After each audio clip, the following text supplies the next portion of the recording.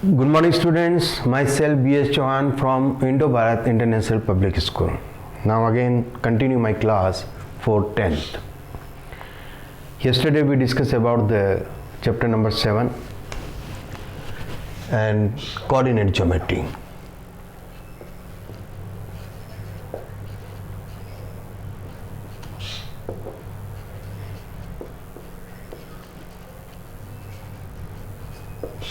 Coordinate geometry. Yesterday we discussed about the section formula and also some questions are discussed related to section formula. It's very simple.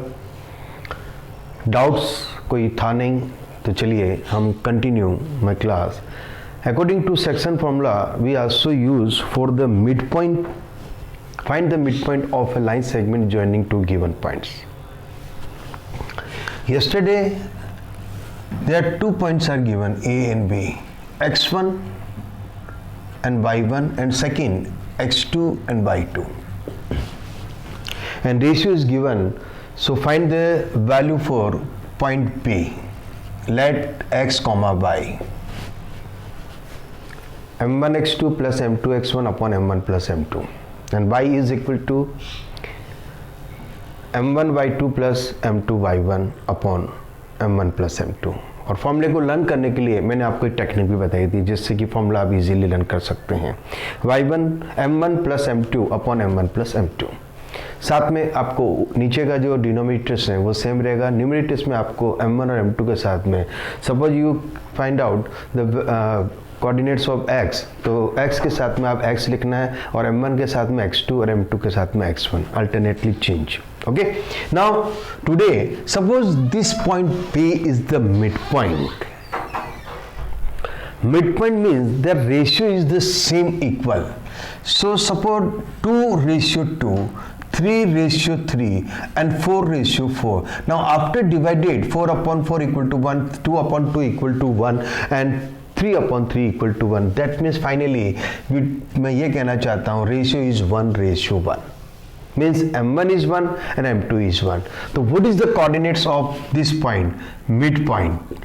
So midpoint is always given by, अगर हम ratio को m1 और m2 को अगर हम 1 लेते हैं तो नीचे m1 प्लस m2 क्या बन जाएगा? 1 plus 1 is equal to 2.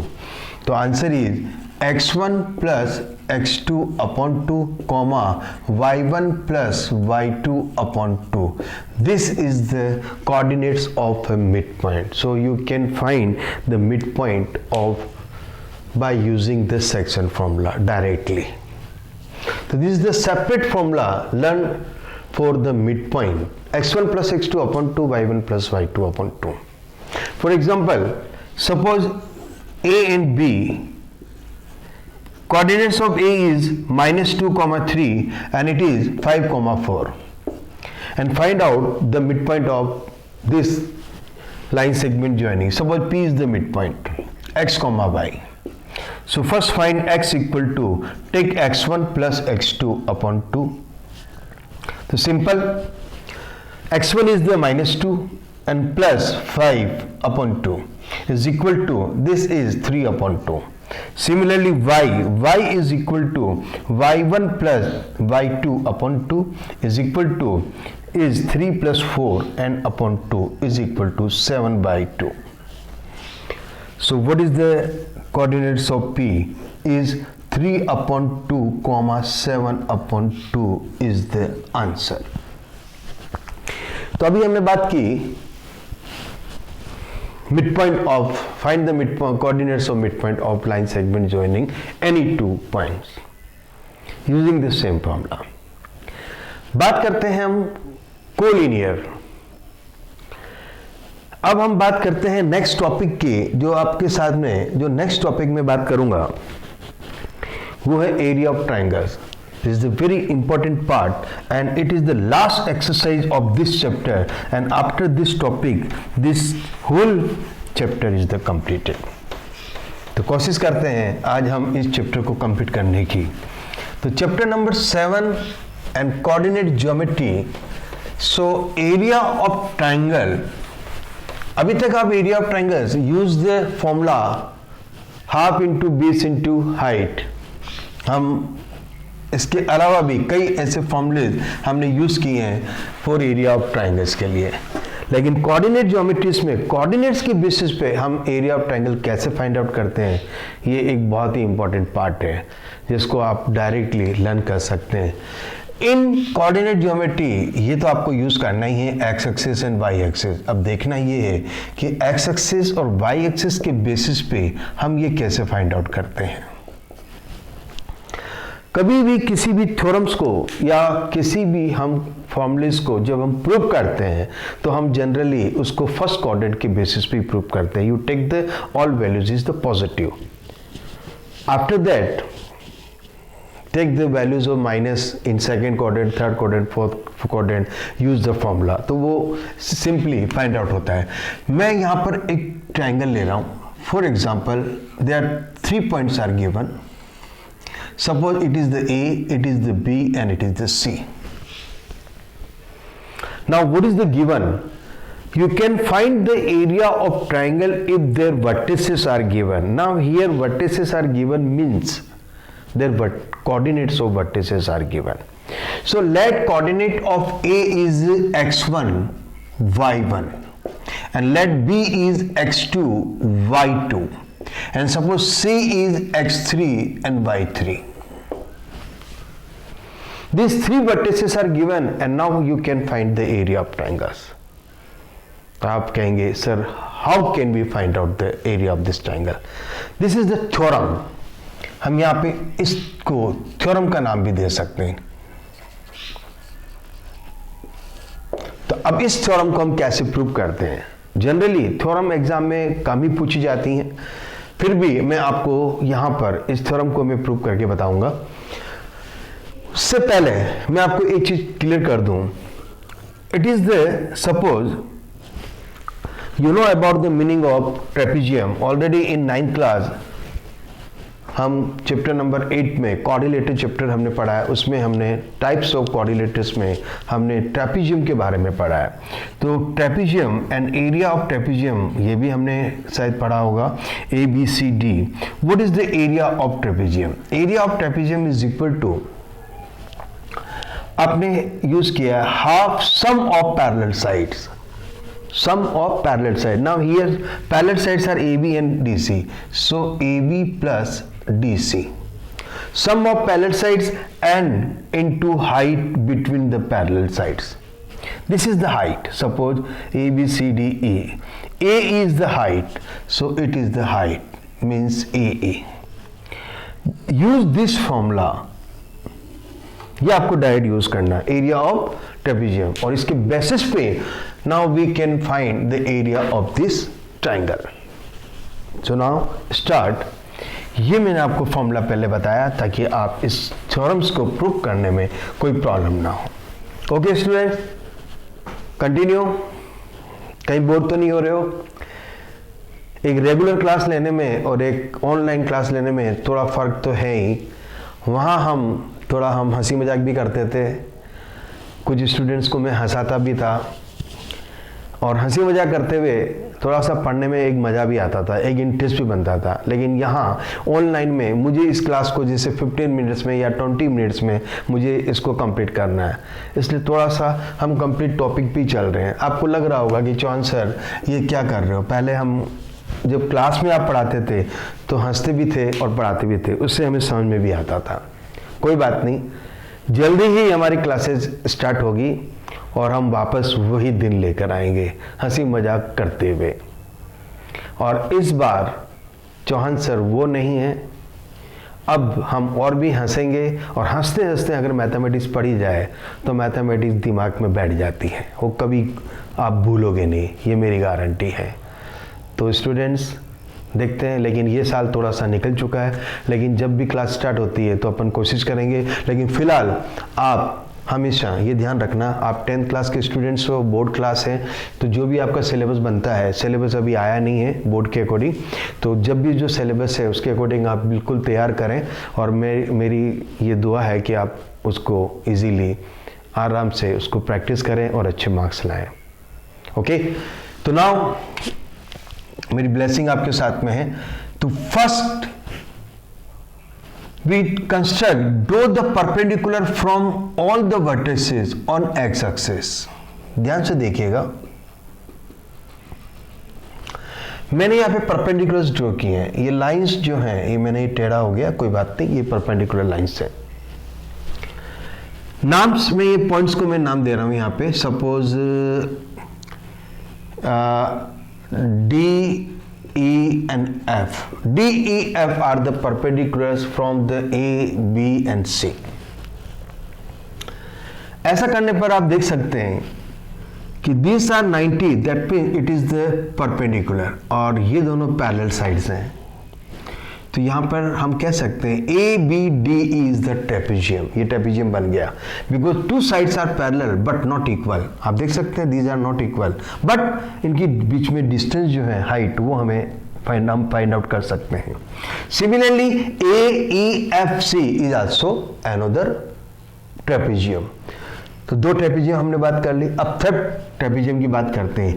B D F C is also trapezium because B D and C F are parallel and distance between them D F. अगर मैं first find out the area of this trapezium plus area of this trapezium and minus area of B D F C this trapezium, तो मुझे क्या find होगा? मुझे इस triangle का area find out हो जाएगा और वही अपना फॉर्मूला बनेगा. तो करते हैं अपन स्टार्ट. तो ये थ्री वर्टिसेस के बेसिस पर मैं फाइंड आउट कर रहा हूं. यहाँ पर ये ऑरिजिन है जो हम 0,0 के अकॉर्डिंग चलते हैं. चलिए स्टार्ट करते हैं. मैं डायरेक्ट लिख रहा हूं. Area of triangle ABC is equal to first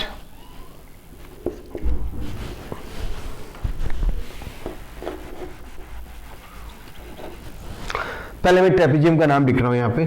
area of trapezium ABDE, now plus area of trapezium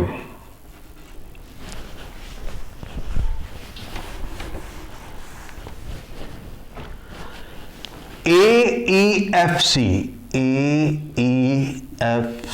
and then minus area of trapezium BDFC.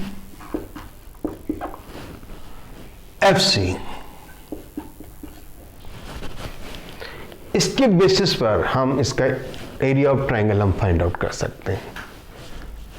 Now use the formula half into sum of parallel sides. Now sum of parallel sides means आप क्या यहाँ पे क्या लिखेंगे? Sum of parallel side. Now BD plus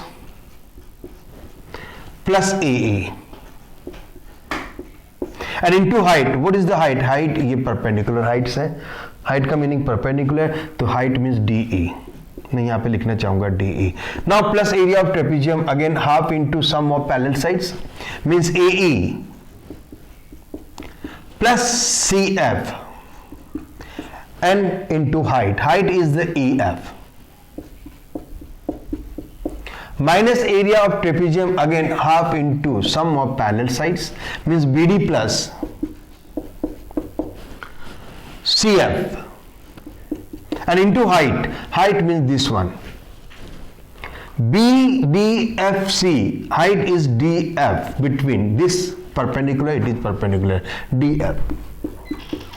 थोड़ा सा ध्यान देना आपको. तो चलिए स्टार्ट करते हैं. हम यहाँ पर मैं वैल्यूज पुट अप कर रहा हूँ. वैल्यूज को पुट करने में क्या ध्यान रखना? Half half half. हाफ तो हम कॉमन ले सकते हैं, तो you take half as a common and now you take the greater bracket. First write the value of BD and AE. It is very simple. BD is the Y2. It is the value according to Y2. This is X and it is the Y. जब भी हमने coordinates लिखा, ये मैंने आप बता चुका हूँ आपको. It is X and it is Y. Now here it is the X2 and it is the Y2. So BD is Y2. तो bracket Y2 plus what is AE? Now AE is Y1. Into DE. अब यहाँ पे DE को calculate करने में आपको थोड़ा सा ध्यान देना है. DE आपको डायरेक्ट गिवन नहीं है, तो DE means first find out OE. What is OE? OE is X1. अब इसमें से माइनस क्या करना है, OD. What is OD? OD is the x2. आपको माइनस करना है x2, राइट. तो ये आपके सामने BD AE भी आ गया और DE भी आ गया. नाउ प्लस हाफ हमने कॉमन ले चुका हूं. अब मैं लिखने जा रहा हूं next AE. Now again AE is x1. Oh sorry, AE is y1.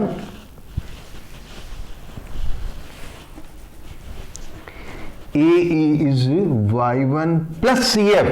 CF is y3. EF means OF. OF is x3. हम फाइंड कर रहे हैं EF. EF means OF में से मैं OE को माइनस करूंगा तो OE is x1 minus half is हम ऑलरेडी कॉमन ले चुके हैं. What is BD? Again BD is y2 plus CF. CF is y3 into DF. DF, this one. OF minus OD. तो what is OF? OF is x3 minus and क्या लिखना है हमने? DF. DF means this one x3 and this one is x2. Now close the bracket. ये आपके सामने values आ गई. कुछ नहीं करना है. अब इसको सिंपली मैं इसको कैलकुलेट कर रहा हूं. This bracket and this bracket multiply. मैं इनको मल्टीप्लाई करने जा रहा हूं. ध्यान से देखिएगा. y2 and this one. मैं x को पहले लिख रहा हूं, y को बाद में लिख रहा हूं ताकि आपको समझ में इजी रहे. x1 into y2 and x1 into y1. x1 का खेल खत्म. नाउ माइनस के साथ चल रहे हैं. Minus x2 into y2 and minus x2 into y1. ये ब्रैकेट और ये ब्रैकेट मैंने मल्टीप्लाई किया. 4 टर्म. दोनों ब्रैकेट को मल्टीप्लाई करें. दो यहाँ पे डिजिट्स हैं तो इसका मतलब 4 टर्म्स आएंगी. Now plus this plus x3 into y1 and plus, क्योंकि ये प्लस का साइन है, ये आप ध्यान रखना है. x3 into y3. x3 into y3. अब ये माइनस है. Minus x1 into y1 and again minus x1 into y3.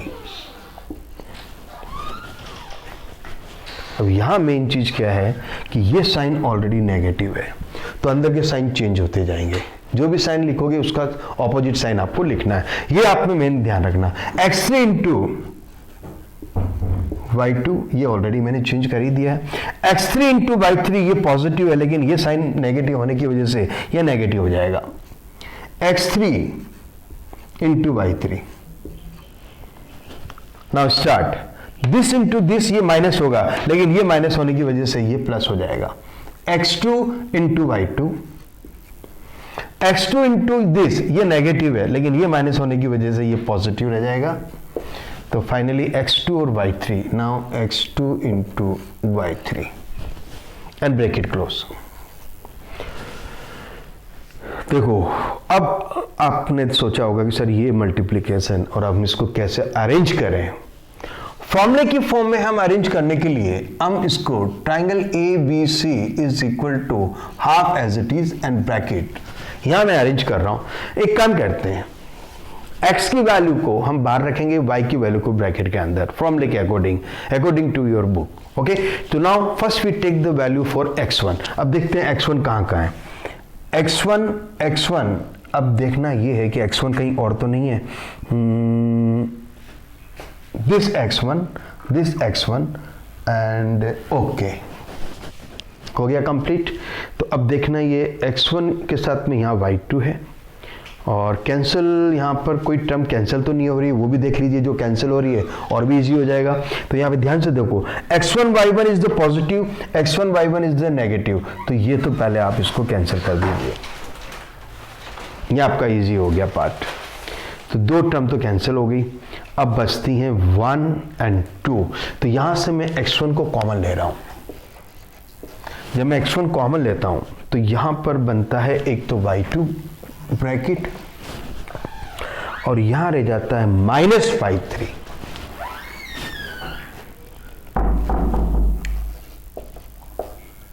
Now plus का साइन यूज करना है हमें, ये ध्यान रखिएगा। तो पॉजिटिव टर्म पहले लिखनी है। तो अब आपने जहां जहां आपने ये डैश किया है, ये आपका खेल खत्म हो गया है। अब हम चल रहे हैं x2 के साथ में, ध्यान देना। x2 1 2 3 4, अब 4 में से एक कैंसिल होगा शायद, जैसे यहां कैंसिल हुआ तो वहां भी होना चाहिए। x2y2 is the negative and x2y2 is the positive, तो ये दोनों कैंसिल हो गए इजीली। अब बस था ओनली सिंपल, ये नेगेटिव है, मुझे पॉजिटिव पहले लेना है, तो एक काम करते हैं, प्लस x2, ये मैं लिख रहा हूं x2 यहां पर, और ब्रैकेट में अगर ये पहले लिखा तो कॉमन में यहां क्या बचा, y3 माइनस, यहां आ जाइए ये minus y1। Now plus x3, इस बार हम x3 के साथ चलेंगे। अब x3 के साथ आप चलते हैं तो x3 बचा क्या, x3 एंड x3 कैंसिल, यहां भी होगा। x3y3 and x3y3, it is the negative, it is the positive, cancel. Positive पहले आपको कॉमन लेना है, तो x3 is the common, in bracket y1 and minus is x1 y1 and x3 ले रहे हैं ना, तो x3 ये रहा y2 ब्रैकेट क्लोज। कोई टर्म छूट तो नहीं गई, देख लीजिए जहां भी हैं, देखो मैंने पूरा डिस कर दिया, 1 2 3 4 5 6 7 8 9 10 11 12, सभी टर्म्स कैंसिल हो गई, और 1 2 3 4 और 5 और 6 टर्म्स कैंसिल हो गई, बाकी हमने लिया और हमने कॉमन ले लिया। ये बन गया आपका formula for triangle ABC। Triangle ABC, this is the formula, is equal to half, हमने कॉमन लिया है तो हाफ को आपको बाहर लिखना ही है, half into base into height हमने पढ़ाई है, तो हाफ तो आपको याद रह ही जाएगा। अब मैं फॉर्मूले याद करने की टेक्निक जो है वो मैं आपको याद करवाता हूं। कैसे याद कराएंगे, इस फॉर्मूले को लर्न करने के लिए मैं आपको जो टेक्निक्स बता रहा हूं उस टेक्निक को हमेशा यूज करो। देखो कल भी मैंने सेक्शन फॉर्मूला यूज करने के लिए आपको एक टेक्निक बताई थी, फॉर्मूला कभी भी रटो मत, अगर आपने रटने का काम कर लिया समझ लो गए काम से, रटोगे तो भूल जाओगे। तो इसलिए कोई भी फॉर्मूला लर्न करते हो तो उसको टेक्निकली लर्न करो। अब यहां पे मैंने क्या किया, मैंने x को बाहर लिया और y को ब्रैकेट के अंदर ले लिया। तो ये चीज आपको ध्यान में रखनी है। आपको दिमाग में क्या रखना है, मैं सिंपल सी चीज बताता हूं आपको। देखो मुझे क्या करना है, x बाहर रखना है और y को अंदर। कई नंबर लिखा मैंने, x1 y1 2 y2 कुछ भी नहीं लिखा, मैंने क्या किया, x और y माइनस y कर दिया, और सभी के बीच में साइन क्या है, पॉजिटिव पॉजिटिव पॉजिटिव, इसलिए मैंने पॉजिटिव पहले लिया, नेगेटिव को लेना ही नहीं है। ठीक है, लर्न करने में इजी रहेगा। अब यहां पर आपको ट्राइंगल की बात करते हैं, ट्राइंगल में 3 वर्टिसेस होते हैं, तो इसको 3 टाइम्स बार लिखना है आपको, और बीच में प्लस का sign, plus x y minus y plus x y minus y, ये बन गया आपका फॉर्मूला। अब आप कहोगे सर ये कैसे बना, समझाता हूं। गिनती आपको आती है, अगर नहीं भी आती है तो आपको लर्न करना है गिनती को। 1 2 3, ये 3 वर्टिसेस होते हैं ट्राइंगल में। तो अब आपको जब वर्टिकली जब आप चलोगे, तो ट्राइंगल के अंदर जब आप चलोगे तो देखो 1 2 एंड देन 3, अब 3 के बाद में वापस क्या आया, x1, मतलब 1 2 3 के बाद में वापस 1, तो 1 2 3 के बाद में again 1 and again 2 and again 3, again 1 again 2 and again 3। तो ये तो बात आ गई यहाँ पे काउंटिंग यहाँ पे आपको जो भी करनी 1 2 3, और after 3 you take the number again 1, because 3 के बाद में हमें चलना नहीं है, क्योंकि हम एरिया ऑफ क्वाड्रिलेटरल फाइंड नहीं कर रहे हैं, या area of triangle find out करना है। तो अब कैसे करते हैं समझाता हूं। देखो ये x है, काउंटिंग नंबर लिख रहा हूं यहाँ पे 1 2 3, कितना इजी हो गया।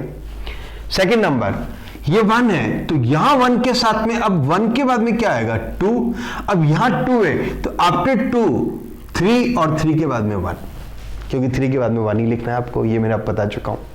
जब यहां 2 आ चुका है तो यहां आएगा 3, और 3 के बाद में वापस 1 और यहां पे 2। अब देख लीजिए फॉर्मूले को यूज चेक करते हैं अपन। x1 y2 y3 x2 y3 y1 x3 y1 y2 is simple. एक एग्जांपल करके बताता हूं मैं आपको। Find the area of a triangle whose vertices are given. For example, suppose their vertices are given 2, 3 and -1, 0 and third vertices is 2, -4। ये vertices given है और आपको कहा जाता है कि area of triangle find out करो। आपको कुछ नहीं करना है, 3 जो वर्टिसेस है इन तीनों में से कोई भी आप पहले क्या करो, x1 y1 ले लीजिए, this one x2 y2 this one and x3 y3 this one. Always first you right the formula हमेशा लिखना है। अभी मैं यहां लिख नहीं रहा हूं बिकॉज ऑलरेडी सपोज मैंने ये फॉर्मूला पहले लिख चुका हूं। Area of triangle is equal to half this one, ये लिखने के बाद में अब मैं वैल्यू पुट करने जा रहा हूं। ओके, तो स्टार्ट करते हैं। Half as it is and bracket, चलिए वैल्यू लिखते हैं। x1 is 2 and bracket 2 - 3 0 - 3, this is the -4, तो माइनस माइनस क्या हो जाएगा 4 and plus x2 is the -1 and bracket y3 - y1 and 3 is the -4 and -y1 means 3 plus x3 is here 2 and in bracket y1 - y2 means 3 - 0। It's very simple. ये आपने note कर ही लिया है, तो मैं यहां तक इसको रब कर देता हूं। Triangle is equal to half bracket 4 × 2 because 4 + 0 is 4 and 4 × 2 is 8। ध्यान से देखिएगा, -4 and -3 is the -7 and -7 × -1 minus plus and +7। 3 × 2 is the 6 is equal to half into इनको प्लस कर लेते हैं, 8 + 7 15 and 15 + 6 is 21 is equal to 21/2 square unit। It is the answer। Area, unit of area is always square. तो हम अब यहाँ पे जब वर्टिसेस गिवन होंगे तो वर्टिसेस में कोई सेंटीमीटर मीटर तो आपको गिवन नहीं होगा, सिंपली आपको नंबर्स गिवन होंगे, कोऑर्डिनेट्स। तो वहां पर हम सिंपल क्या लिखेंगे, always right the square units. अब यहाँ पे एक चीज आपको मेन ध्यान रखनी है जो मैं आपको बताने जा रहा हूं। आप एक चीज ध्यान रखिएगा, अगर सपोज यहाँ आंसर जो है अगर सपोज नेगेटिव आ रहा है, क्योंकि वर्टिसेस जो है वो नेगेटिव भी है, तो may be answer is calculate in negative. लेकिन एरिया की बात करते हैं तो area always you get the positive, कभी भी वो नेगेटिव में नहीं होगा। तो उस नेगेटिव नंबर को ऑलवेज आपको पॉजिटिव फॉर्म में लिखना है। अगर सपोज ये -21/2 होता, क्योंकि -21/2 इसलिए हो रहा है क्योंकि हो सकता है कि this triangle is given in second quadrant, may be third quadrant, may be fourth quadrant, इसलिए वो नेगेटिव है। लेकिन हम बात करते हैं कि अगर वो नेगेटिव इसलिए आ रहा है क्योंकि वर्टिसेस के बेसिस पे, कोऑर्डिनेट के बेसिस पे, लेकिन ट्रायंगल का जो एरिया होगा, अगर एक्स एक्सिस जो है और वाई एक्सिस जो है कहीं पॉजिटिव है कहीं नेगेटिव है, तो ट्रायंगल तो जहां भी बनेगा उसका एरिया तो ऑलवेज पॉजिटिव ही होगा, चाहे वो यहां बनाइए आप, चाहे वो यहां बनाइए, चाहे वो यहां बनाइए। तो always right the in positive, तो नेगेटिव को पॉजिटिव में चेंज कर देना और कुछ भी नहीं करना आपको। तो ये मैंने क्या किया, एक एग्जाम्पल के साथ में आपको फॉर्मूला भी मैंने आपको यहाँ पे प्रूव करके बता दिया कि फॉर्मूला हमें कैसे प्रूव करना है एरिया ऑफ ट्रायंगल, और इसको हम थ्योरम के फॉर्म में भी ले सकते हैं, और साथ में मैं एक एग्जाम्पल के साथ में भी मैंने ले लिया है। और इसके बाद में अगर मैं एक एग्जाम्पल और करवाता हूँ, फॉर एग्जाम्पल कि यहाँ पे एक सबसे इम्पॉर्टेंट बात मैं कहना चाहूँगा कि सपोज अगर 3 वर्टिसेस को लीनियर पॉइंट्स हो, कोलिनियर, तो यहां पर एक चीज ध्यान में रखिएगा, अगर triangle, area of triangle is equal to 0,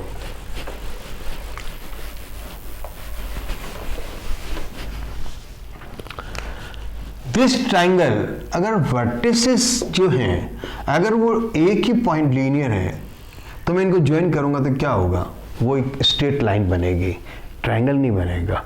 उस कंडीशन में एरिया ऑफ ट्राइंगल क्या बन जाएगा, 0।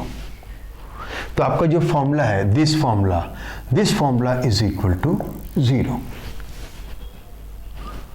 हाफ 0 के इक्वल हो नहीं सकता, तो हाफ को यहां पे हम निगलेक्ट कर देते हैं और केवल ये पार्ट अपन लिख लेते हैं। हम लिखेंगे x1 y2 minus y3 plus x2 y3 minus y1 plus x3 y1 minus y2 and is equal to 0। आपको सिंपल ये पार्ट याद रखना है। Use this formula for collinear.